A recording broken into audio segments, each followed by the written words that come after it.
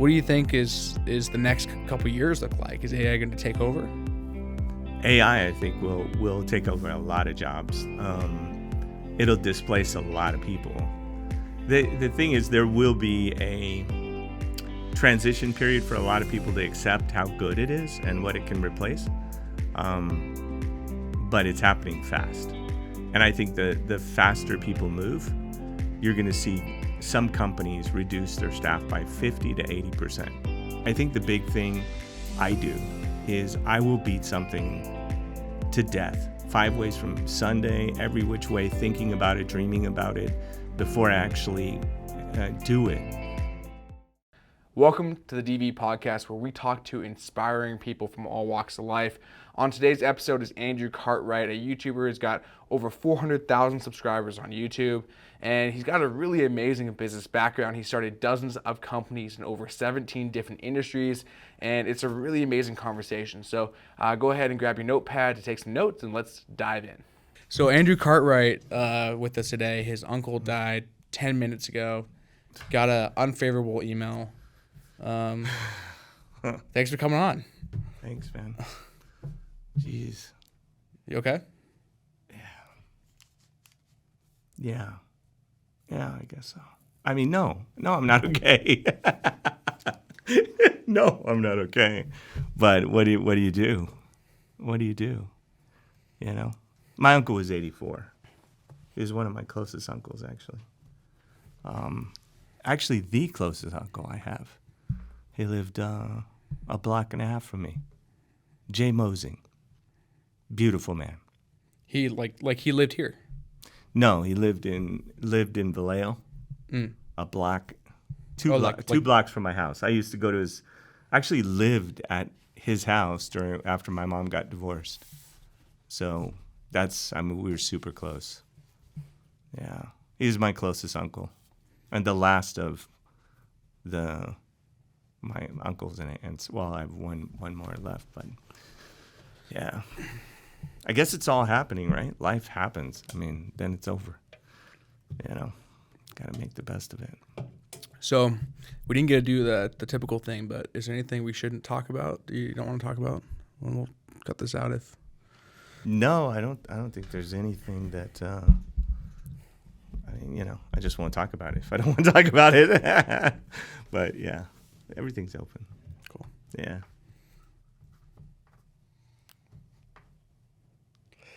Dude, so what was that? What was your thoughts there?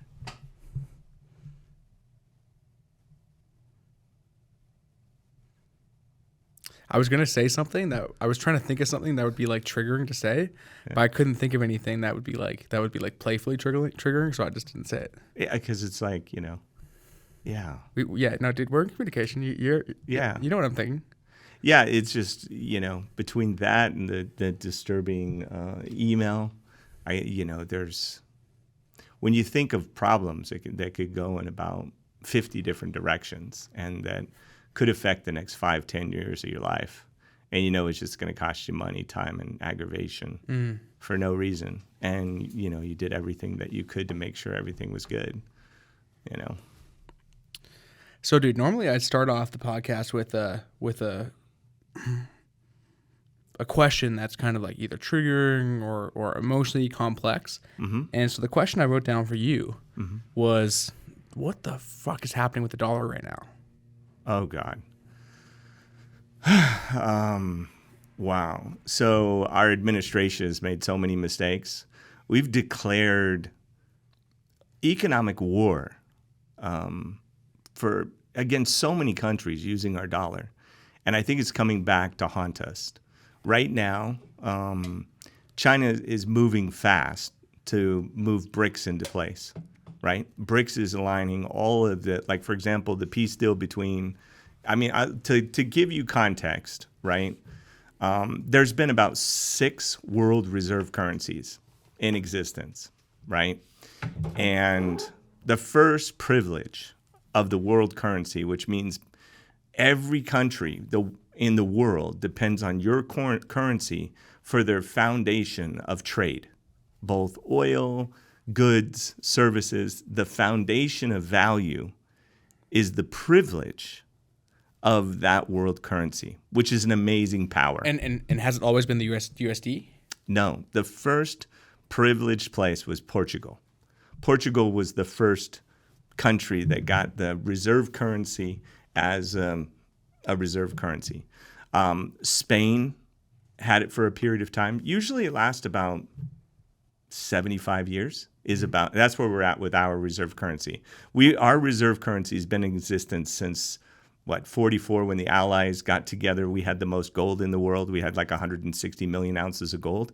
So what people did is, what the countries did after the war, World War II, they said, we'll just pen our currency to the dollar, and the dollar will be penned to gold, right? So once that was established, right, we had the foundation.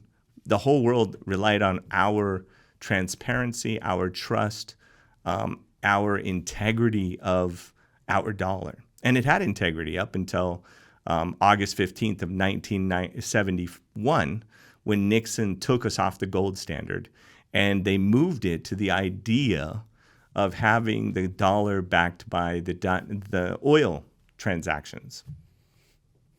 So we've had Portugal was one of the reserve currencies. Then it went over to, I believe it was Spain.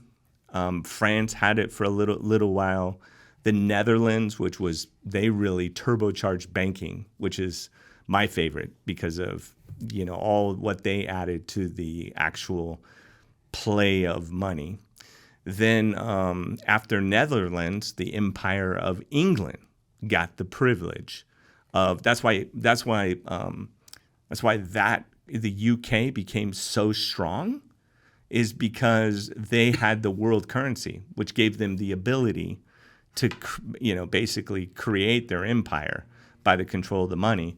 And then after the UK kind of, it was handed off to us because we produced the most. And also it just made sense because of our gold.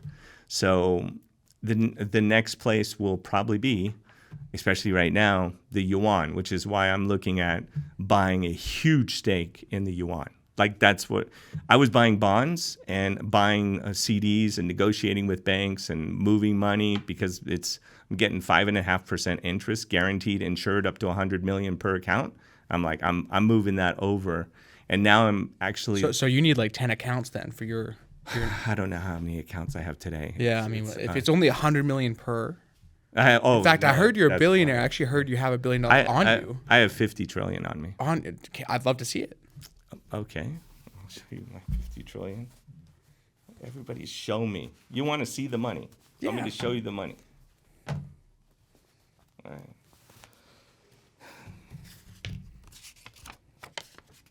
Wow. 50 trillion. Oh, sorry. Can I touch it? Yeah. I'll be careful with it.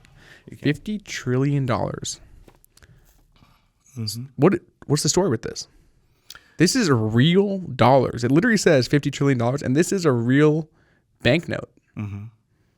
How are you a 50 trillionaire? I actually have quite a few. So that was 1-for-1 with the dollar in 2006. They had $1.1 billion inflation. So if you time traveled right now with that, you literally could buy the entire country. Oh, for sure. You would own the country. Yeah. Although they would look at this and go, we've never printed a $50 trillion bill when it was dollar for dollar. We need to go back in time and get some of the older notes. But yeah, we'd have to take all the smaller denominated notes and do that. But if you look at this, the Zimbabwe, it's got all these different instruments for so that people don't duplicate it, like the strip here, the hologram, the different holograms. All these are patented devices to protect money from being counterfeited. And they're all paid on this. This is actually Reserve Bank of Zimbabwe. This is an official note that was actually IMF. It had all the support of and accepted and as far as reserve currency, and actually was, it's like all real. This actually cost quite a bit to actually make this $50 trillion bill. Like, most people don't realize that a penny costs 10 cents to make, right? So this actually had a cost that cost more to print this than I can buy it for today.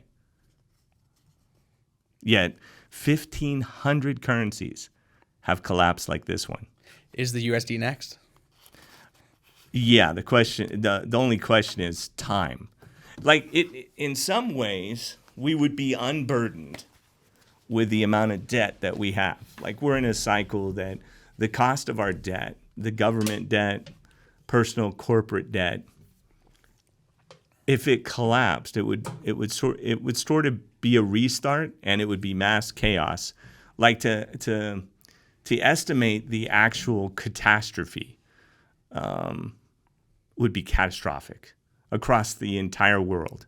Which I also think that there's two ways you can look at China and the Yuan and BRICS. One is China's being prudent. Russia, Africa, all the Venezuela, Brazil. They just did a deal with Brazil. That China's being prudent to protect. Like if I was selling this and I was Chinese, I would tell the world that basically I'm doing this because the U.S. has been irresponsible with money. They've had policies that threatened the entire economic system. There's these weird instruments called credit default swaps and derivatives that they invented that make no sense and nobody understands. And we, the Chinese and the Yuan and the countries, have gotten together to stabilize, to make sure that the U.S. doesn't destroy the world economy. If I was Chinese, that's what I would say. And that's why I'm buying the Yuans. Is that the right way to say it, the Yuan, or is it the Yuan or the yen? I've heard literally all three of them. Well, the yen is and the Japanese yen, but I've Japanese. heard them call it the yen before. The Yuan. Oh, really? Yeah. Okay. Well, and there's the e-yuan. You know, Will, or no? You don't know? No, that's what I thought too. You thought it was what? Yen. Yen. Ha.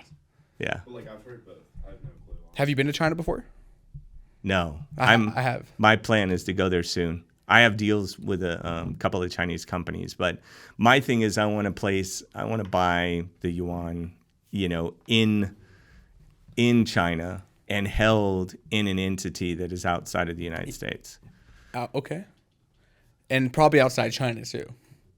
Probably. I mean, I don't know. It's weird. If China takes over as the world economic power, they make so much. Like, why would they jeopardize their own? How did we get that? What? Oh, that was from your phone. I was like, it sounded like it was coming through the system. I know, it sounded it was wild. Yeah. Yeah. That was your uncle. I just thought that. Yeah.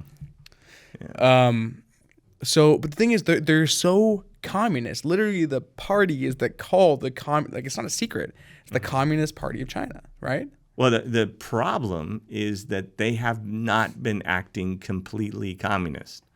They've been dancing with capitalism and communism. The problem is they're not communist. Isn't communism bad? Well, no, I agree. I believe in capitalism, free capitalism.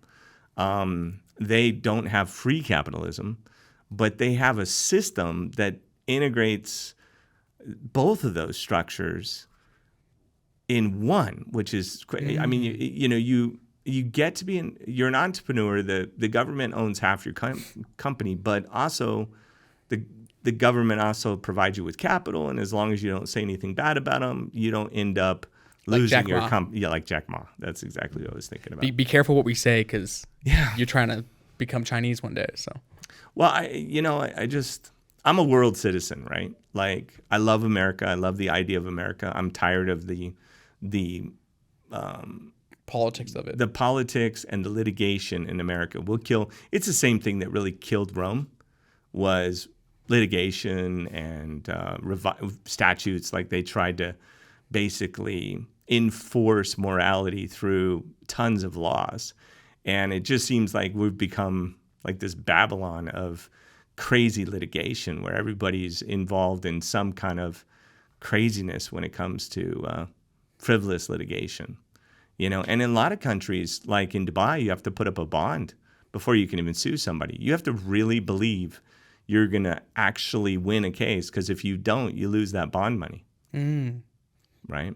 I don't know if you saw Gwyneth Paltrow's case, her ski accident, where the guy crashed into her and he sued her. and she won yesterday a dollar because she didn't want any money, but she countersued because I guess he hit her or something. It was like crazy. But we're talking about a ski slope that's like dangerous, and you got a bunch of people crashing into each other usually anyway. And she's been dealing with that for 7 years. It's scary. And I don't think people realize until they're in a lawsuit, like how terrible it is. Like you can literally just be a name on a freaking piece of paper that someone decided to put your name there for. Yeah. And all of a sudden you have to spend thousands and tens of thousands, in some cases hundreds of thousands of dollars to defend a fucking decision to put your name there. Yeah, I think that you end up with it's like extortion and blackmail is what it turns into.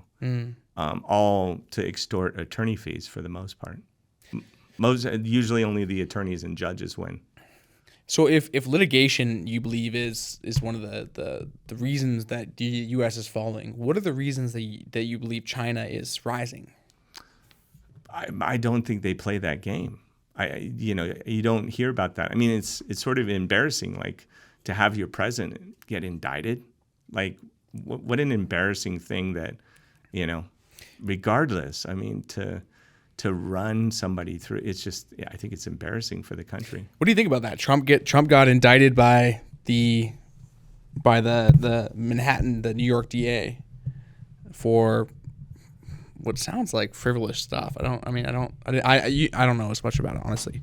I know you probably know more, but what's going on? So it's it's a sealed indictment. I think part of it was because they were looking to normally they would try and get a plea deal or something out of it before, so that they could like maybe have him agree that he would not run for president or something like that as a result, right? And he's not taking any plea deals. What it will open, I believe, is a can of worms for every politician that has paid hush money during the course of their campaign or campaigning. And there's literally 416 people in the House, 100 senators, and then you have all the past presidents. I mean, all that becomes something that starts to get looked at about, and he said he didn't do anything with her. And it isn't uncommon for a billionaire that's, where he is, for an attorney to pay for what's called a nuisance lawsuit. That's where somebody makes allegations about something and you just pay them to go away. That's called a nuisance lawsuit. And that happens in Hollywood constantly. Where it's not even worth fighting for. You might as well just pay the person off and settle anyways. Yeah, because it's going to damage your brand. It's going to damage something, or you know that you're just going to be going through 5 years worth of problems. And then a lot of times these attorneys take it on contingency. So the actual person doesn't pay a dime, and the attorney just is latching onto a payday, hoping that someday they'll get paid. It's extortion and blackmail. Most of our system, in my mind, equates to blackmail and extortion. So you think that's the job, I think, of most of the legal system. I hired an attorney last week. Literally the best attorney. I'm telling you, hands down. This guy has charged me practically nothing. Wow. He's around the clock available. I give him hey, I need this. Right. Within minutes, I have what I need back. Right. And he's $20 a month. Okay. His name's ChatGPT. Oh, wow. Okay. And all other attorneys haven't got $1 from me since I started using. Yeah, I've been building agreements. I've been building responses. It will write an entire lawsuit. Wow. In a matter of 10 minutes. Oh, geez. Well, yeah, I know. I've seen it actually. With one of my attorneys, he had a question about something, and I had ChatGPT write it up and actually quote all the laws and then sent it to my attorney. It's quite. And I told my attorney, you need to be using this. And he's like, oh, I don't know. I said, you need to be using it. It'll save you time. It'll give you all the reference law, and it'll write it. And now ChatGPT 4 is actually probably graduated in a higher percentile than you did. Think about that. It's 100%. It was in the bottom 10%. Now it's in the top. In ChatGPT 4, just 10x their capabilities in the legal profession in 6 months. I mean, it passed the bar. It did. It did. So I do know that where we're at right now is I'm telling my team, like I'm literally running training sessions with them, is you need to learn how to use these tools. My freaking copywriter, I was like, hey dude, like this, we're using AI at all? And he's like, no, I don't use AI. I was like, okay, well if you're not, you're fired. Right. You better start using it and actually tap into it. I know you had a couple videos that you made on AI that got a lot of traction. People are wanting to learn about this stuff. Right. What do you think is the next couple years look like? Is AI going to take over? AI, I think, will take over a lot of jobs. It'll displace a lot of people. The thing is, there will be a transition period for a lot of people to accept how good it is and what it can replace. But it's happening fast. And I think the faster people move, you're going to see some companies reduce their staff by 50 to 80%. It's already happening. The layoffs are there. I know. Dude, so hey, you are, it's almost like everything you touch becomes like successful, right? You have had crazy success in businesses. You've been a real estate developer. You decided to start YouTube a couple years ago, and now you're like at 400,000 subscribers. You've had over 40 million views on your YouTube channel. It's impressive. Yeah. Is there some secret formula? Are you part of some cult that is like, powering the success? Like what is behind this operation? Well, I mean, I'm constantly working, right? I always working, and for the most part. And if you know me, you know that I can exhaust you with thinking about different business models and strategies. I think the big thing I do is I will beat something to death 5 ways from Sunday, every which way, thinking about it, dreaming about it before I actually do it. I have it so worked out in my mind ahead of time.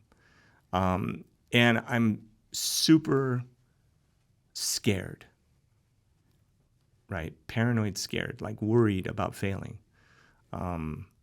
And I enter everything I do with, a fail forward idea that even if I fail, somehow I'll fail forward.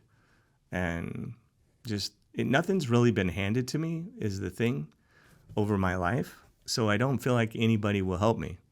So I would say that having unbelievable resilience in the face of obstacles, persistence, relentless pursuit. And the other thing is, I think, being honest with people.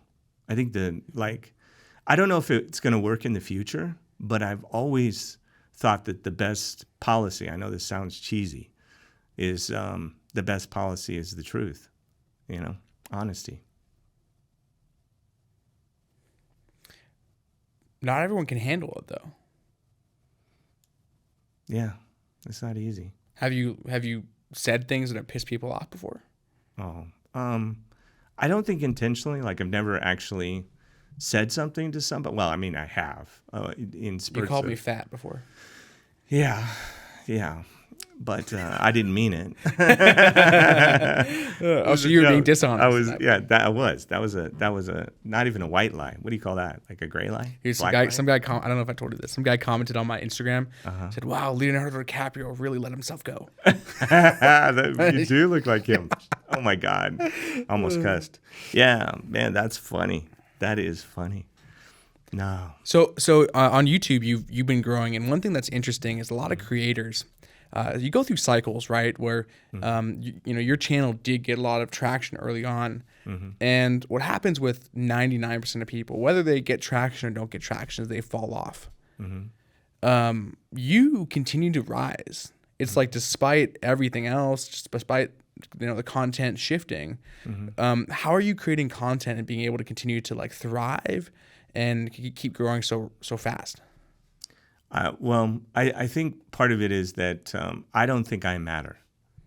Like, I actually don't think people necessarily care about me per se. They care about themselves, and that's what I care about. I care that they get information that will help them, right? So that they're looking for that is relevant and makes sense.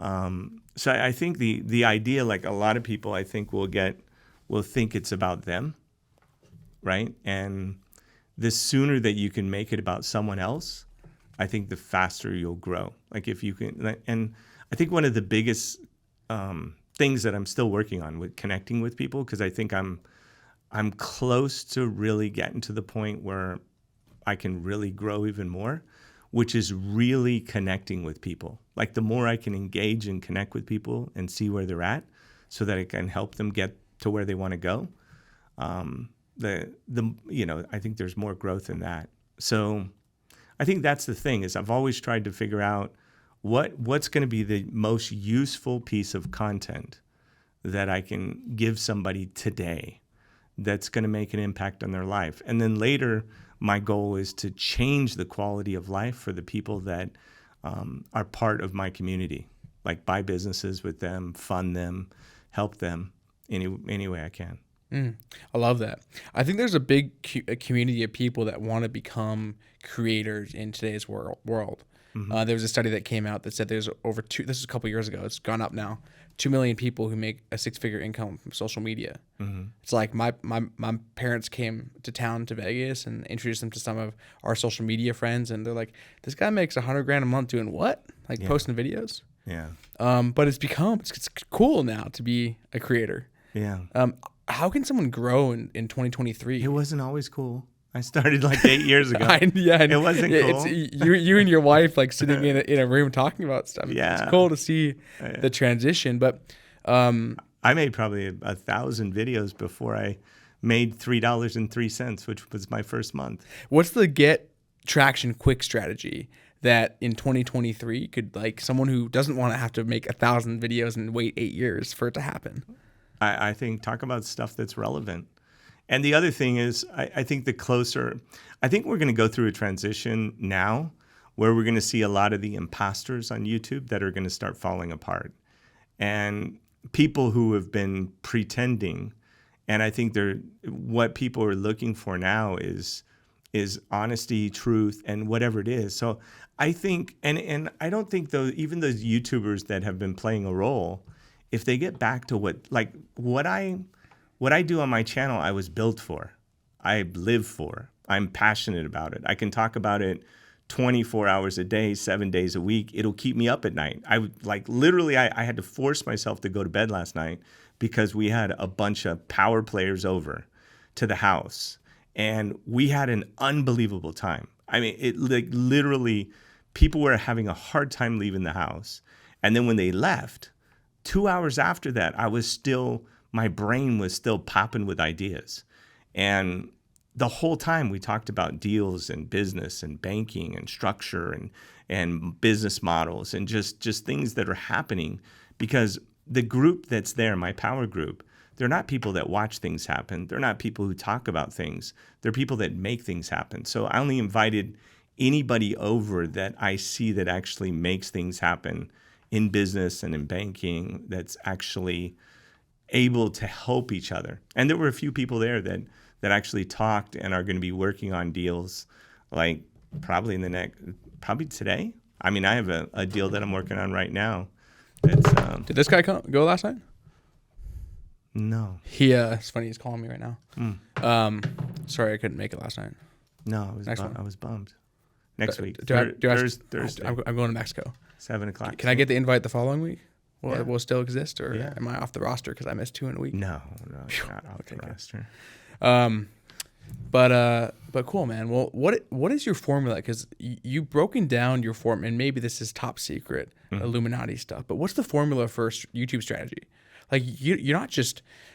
I think some people underestimate the amount of effort it goes into creating content, and they think, well, just make a video. Like, dude, you're doing research. Like, you're checking SEO scores. Can you walk us through what that looks like?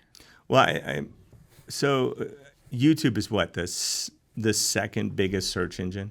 Bing's probably going to climb up to number 2 at some point here, but it's a search engine, and you want to be making content that fits what people are looking for, and Google provides. and they provide what people are searching for.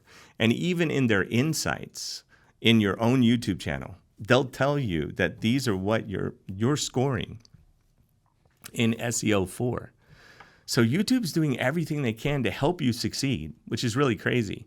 But people aren't paying attention to what the algorithm is asking them to actually create.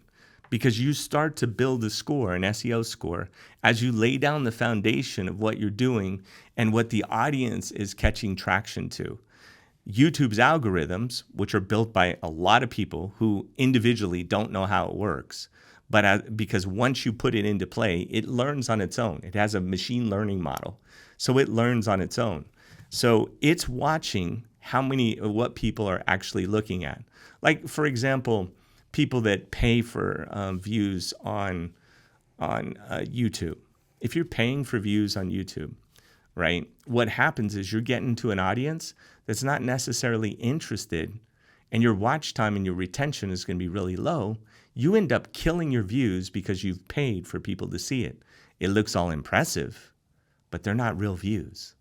I would rather the algorithm see real views, and the real you, right, as you start to blossom. And then as you blossom, start to look at what you're being picked up in search and what your relative search is that you're interested in. And my thought is always sing, write the song you want to sing the rest of your life, as far as can you sustain that? Are you passionate about it? And I think that the more you think to try and beat the system or beat the algorithm, you end up beating yourself. If you really flow to try and understand what people want and what they're searching for, YouTube trends will tell you what people are searching for, right? And you can ride trends. You can go to Explorer on Twitter, and it'll tell you what the trending tweets are, which are instantly happening, like right now, what's trending. And you can jump on a trend. So you grab a few trends that are trending in a topic area that you want to talk about, and you're the only video that's been produced. And then the next thing you know, the algorithm puts you in front. Remember that when people look at their homepage, they're only seeing on a computer screen about 8 different pictures. And on your phone, maybe 3.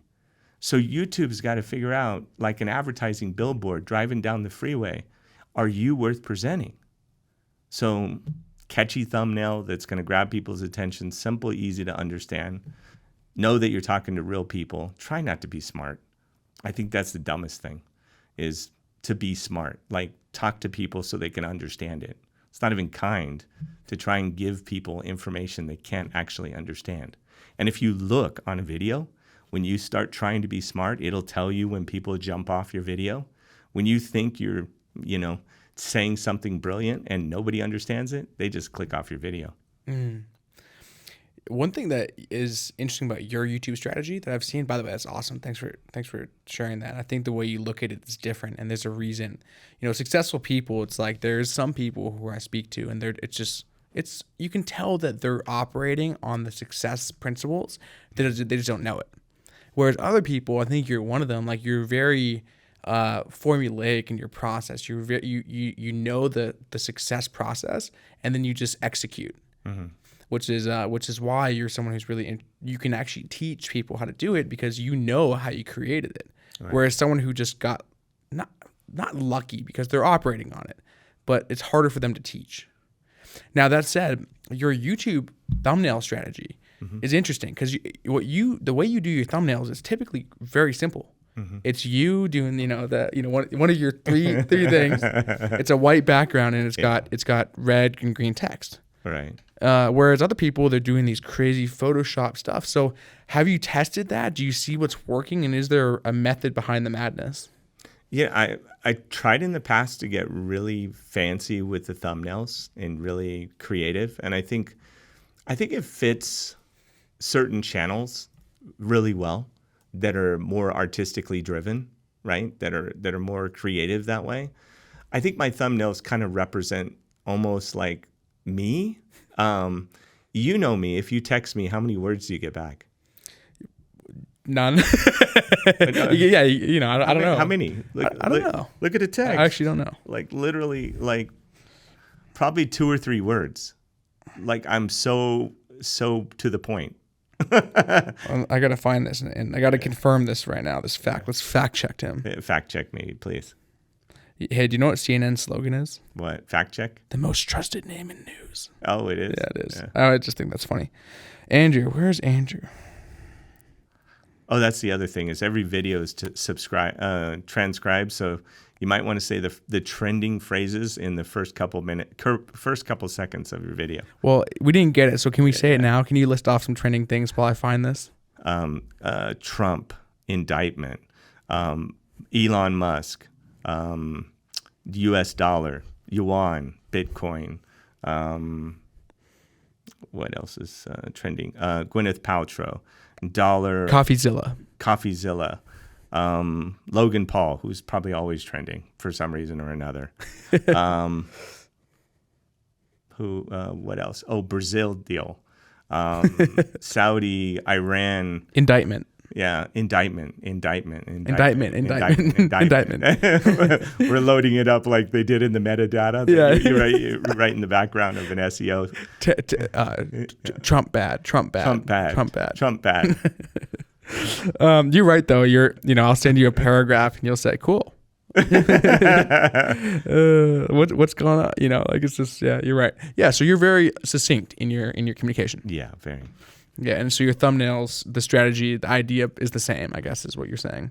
Yeah. I think, the more creative you get, the more possibility that people will get confused. And I think confusion is a click away. Like if people get confused, like they're not looking to why would you put people through like having to think, right? Like you're trying to be there to entertain them and give them the information that they're looking for to help them with their life. And you just made it more complicated. Like what does this mean? And I know a lot of creators will try and create something that is like a mystery, and it is kind of gets people guessing, so they'll click, and they might get more overall views, but I don't think they really get solid engagement. And the other thing is advertisers tend to pay less money. Like you'll see you might have a video that has 100,000 views or something on it, but if people are not pushing through and the advertisers are not getting strong returns, then you won't see the money on the back end. As far as you can get a big viewed video, but if you're getting paid a couple of dollars for hundreds of thousands of views, I think if you're looking at it from the standpoint of being a creator that can make a living, I think that you want to look at how can I support my audience, and what is it that advertisers will pay for. How do you see because now YouTube they're like testing the little video play before, right? In comparison to thumbnails, where if you're scrolling, it'll just start playing the video automatically. Right. Do you think that's going to change the strategy? Like, are people going to try to put almost like a pre-roll, like a thumbnail as like a thumbnail type of video in the first 8 seconds they play, and then? Yeah. I mean, YouTube is always testing, right? They're constantly testing. They're testing the shorts model. They're just always testing, and we see alerts all the time of stuff that they're popping up. And I have a person in YouTube that actually calls me, and we talk about different strategies, and which is really cool, the support they offer. It's not always timely when the guy calls, but it's interesting because they tell you, and if you listen to them, they're telling you like what YouTube is wanting to push at the moment and what they're playing with in their algorithm to try and figure out. So if you decide to help them play the game of whatever it is they're playing, then I think you end up getting more lift because YouTube's putting a lot of energy in that direction. Cool. So basically pay attention and use the new features they're trying to push. Yeah, the research tool, the one off to the left, just click over to the left. and that sounds bad, right? Like on Tinder, you're supposed to swipe right. Is it? I don't know. I don't have the app. I'm married, so I got married before the app. So I think like what's you guys in the dating space? Like what's the new one? Is Hinge or Bumble really? or Hinge and Bumble. Hinge. Hinge, yeah, I think. That first thing I think is somebody unhinged. Yeah, you and know? then Bumble is I think the girls message first, so that's like their play, Wow. and then Hinge is just I think basically the same as Tinder, Wow. but like cooler. Wow. So one thing that I was kind of curious on is like you've grown really successfully on YouTube, but the followers haven't converted to other platforms. Do you have any like intuition on like why that could be? Like why haven't they converted or have they and maybe I misinterpreted the data? No, I think I have to take responsibility for that, and I want to apologize to my audience. You don't really pitch your other socials, do you? Yeah. That's probably a big reason why. What you get in, you get out. I remember Zig Ziglar talking about this oil pump, like when you're pumping water. The old days, they had the pump, right? You had to pump water. So when you were pumping, though, it took you might have to pump 50 times before water would actually get to the water spigot. And then after that, you just have to barely pump it and water just flows out of it. And I haven't put in the 50 pumps on the other platforms to really get water flowing out the other side. And I think my audience knows when they go to those other places that they don't see a lot of my content. And then I get people who rip off my name every day on those platforms. Yeah. It stopped working for me as well. I can't scam people with your name as much anymore. So Is that slowed down? Yeah. they Definitely want to say just kidding because I get hit every day. Just kidding. People that are like, I feel for them that have been scammed with people like Andrew.x. They have the verification thing though. I think you can apply for it now. I thought there was a waiting list or something for that. If you go into there is if you do it from the app, you go into Meta Business Suite, you can do it. I'll do that today. Yeah. I mean, if you have your computer, we could do it before we. Yeah. I can show you. So cool. So you mentioned Zig Ziglar. I know you're a personal development guy. You've got a bookshelf the size of most people's living rooms. Is there a formula for success, or is it something that you'd say is lucky? I think it's both. I think luck's a huge part of it. You work really, really hard long enough and you get lucky. Luck helps. It does. I mean, it kind of is it's sort of the wind in the back of your sail that just out of nowhere kind of comes in and gives you a little bit of lift, but you still got to put in the work. Like the idea that there's any kind of getting anything out that you don't put anything in. First, I don't think you value it. I think you value things so much more when you had to put in the work to get it.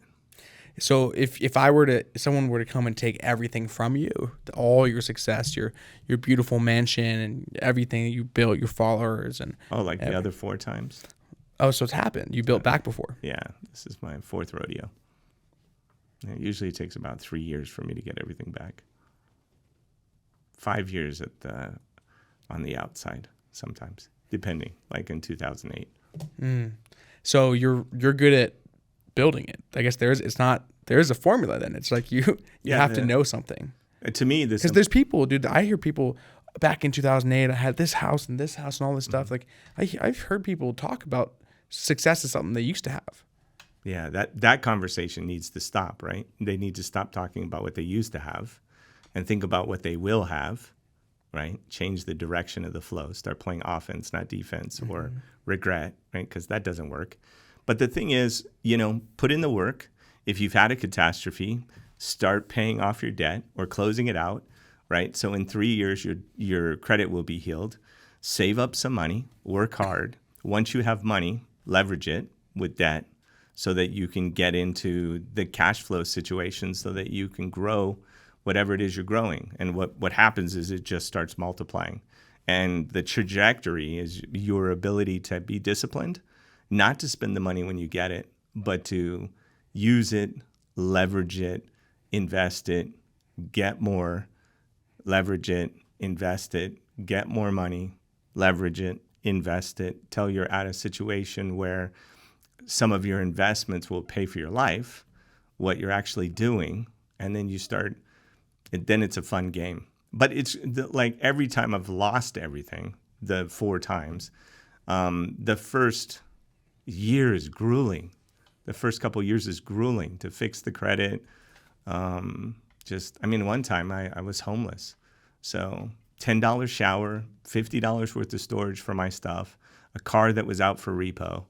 And I didn't get a place because that would be more overhead.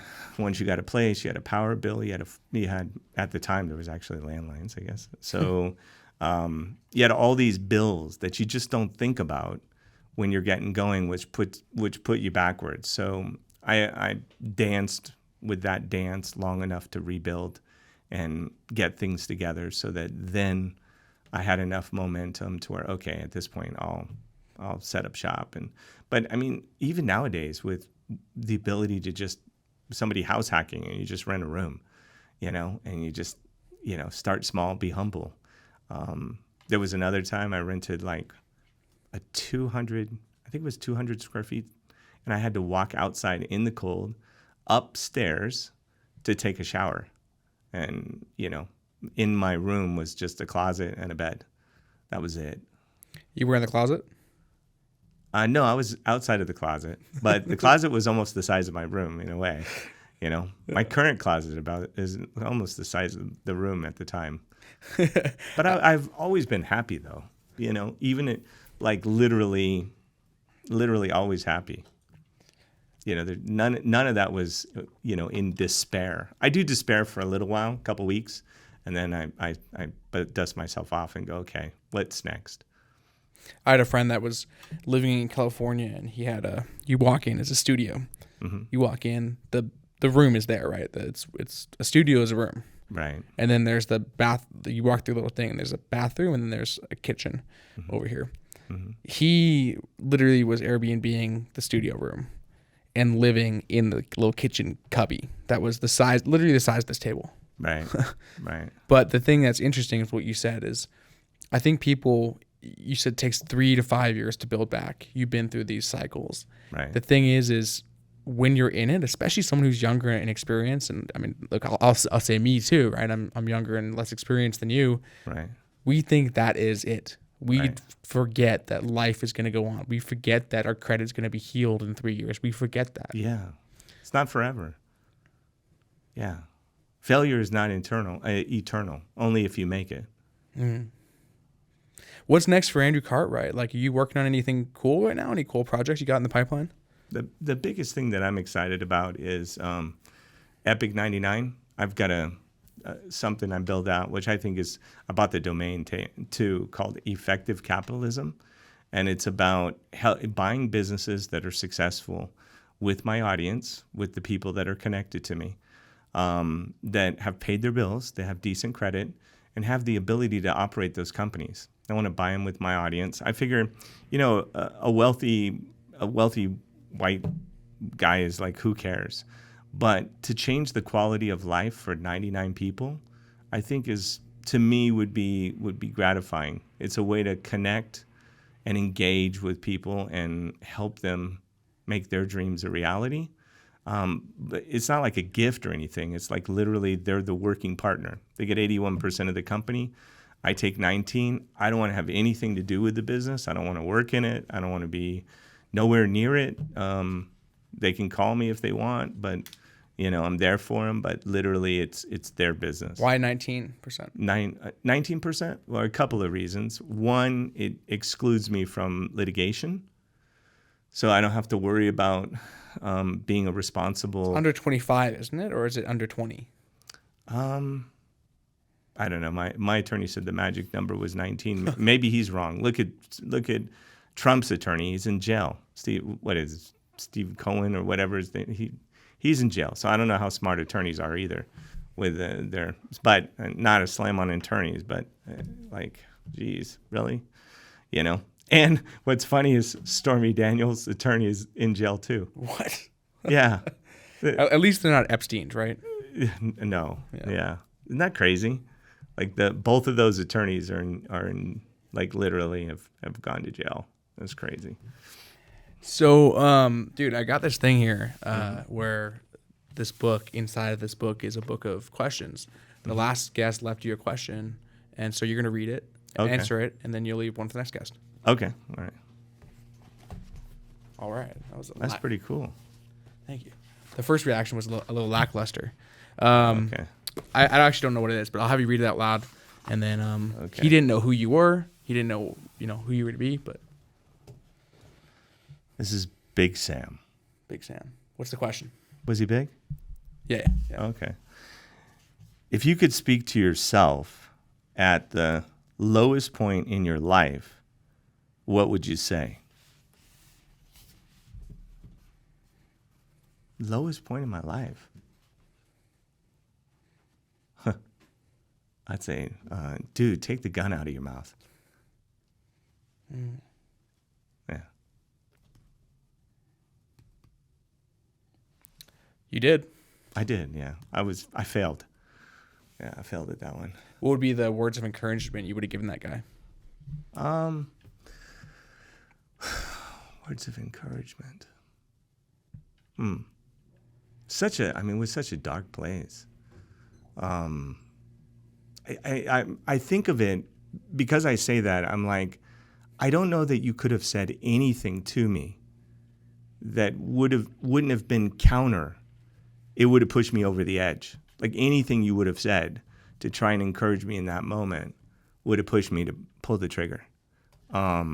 Positive or negative. I just didn't want to exist. It was... Did you pull the trigger? Halfway. It's a double action trigger, Smith & Wesson. I pulled it halfway. So, like if it had been cocked, I wouldn't be here today. But it wasn't. So you pull it back to like cock it, and then the last pull, and it's a harder pull the first time. But if it had been an easy trigger pull, I wouldn't be here today. Yeah. But there's nothing, like literally at that point, everything I had worked for at that point, my love life, everything was gone overnight, like everything. And then I was homeless. So everything that I worked for was just turned upside down in weeks. So just the shock of that. So, and there wasn't any future. The future wasn't bright. It was $875,000 worth of debt. If I went out and worked, they would just take the money, or I would be garnished or whatever it may be, So it was just something that I had to, I guess what I would do is probably just put my arm around me and say nothing. That's what I would do. Well, cool, man. This has been really good, and thanks for taking us on this journey. We talked about literally money, indictments. We talked about your journey and path. And hey, one last thing is, dude, Andrew Tate. I had to drop this one in here too. Andrew Tate. What do you think of that guy? What I think of him? I think he's done an incredible job to create an enormous amount of hype around himself, which is pretty unbelievable. Other than, it's obviously he's been amazing at organizing digital platforms in a way to just blow up. At the same time, the guy's in jail, and I don't know if they haven't even charged him with a charge yet. Yeah, they just keep extending. I think they can hold you 6 months. Yes, yeah, they can keep extending it for 6 months, so 180 days. We'll see. Yeah. How can people connect with you? All my socials. Andrew X Cartwright on Instagram. No periods or anything like that. Cartwright 007 on Twitter. And then Andrew Cartwright on YouTube. Cool. Yeah. Thanks for coming on, man. Yeah. Thank you, brother. Yeah.